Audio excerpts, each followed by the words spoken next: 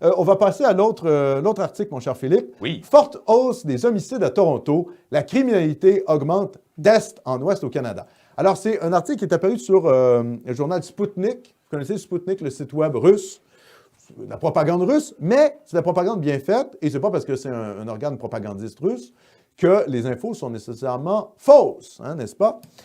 Et c'est un article de Jérôme Blanchet-Gravel, vous savez, qui est un essayiste québécois, qui est associé à la droite, mais qui n'est pas un homme de droite. C'est plutôt un libéral mou, qui est très cosmopolite. Hein?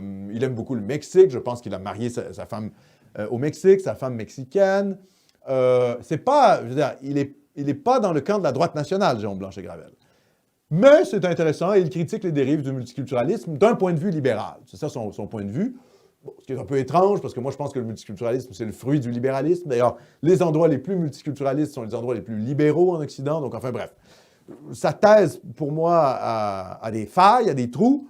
Il n'empêche que, vu l'effondrement qu'on connaît actuellement au Québec, en général, il s'agit qu'on ait un type libéral comme ça qui s'attaque au multiculturalisme. Il n'en demeure pas moins qu'il est relativement sympathique, même s'il n'appartient pas à notre camp qui est la droite nationale. Ça, c'était pour Jérôme Blanchet-Gravel. Alors, voici ce qu'il écrit le 4 décembre 2019. C'est un article qui date d'il y a un an, pratiquement. Le criminologue Jean-Claude Bernheim et enseignant pointe également l'accroissement très rapide de la population dans la ville reine et en périphérie. Ville de 2,7 millions d'habitants, 6 millions avec son agglomération. C'est beaucoup de monde. Toronto accueille chaque année des milliers d'immigrés d'origines diverses.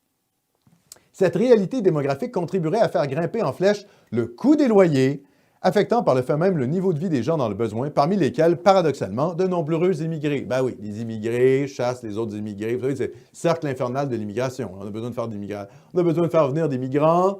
Puis là, ça crée de la demande, puis là, ça crée des emplois, puis là, on a besoin, pour combler ces emplois-là, de plus d'immigrants. Donc, je veux dire, c'est la spirale infinie, évidemment. Qu'est-ce que ça fait sur les loyers? Bien, ça fait une spirale ascendante du coût des loyers. Tout ça est délirant, hein? Le grand emplacement, ça amène une logique économique totalement néfaste pour les gens qui habitent le territoire. Ici, il continue. Toronto est une ville qui reçoit énormément d'immigration. C'est une ville très attractive sur le marché de l'emploi. Le phénomène est aussi lié à la croissance démographique. Statistique Canada a déjà conclu dans des études qu'il y avait une corrélation entre le nombre de crimes commis à un certain endroit et l'existence de populations marginalisées. Ouais, langage gauchiste pour dire des populations immigrées. Plusieurs crimes impliquent des gens issus de l'immigration car ils se trouvent dans une situation précaire, précise-t-il. Mais peut-être pas. Peut-être que les crimes impliquent des gens issus de l'immigration parce qu'il y a certaines populations qui sont plus criminogènes que d'autres. Je ne suis pas sûr, moi, si on fait venir des milliers et des milliers de Coréens, que systématiquement, l'immigration va être aussi haute que si on fait venir des milliers et des milliers de Jamaïcains. Laissez-moi douter.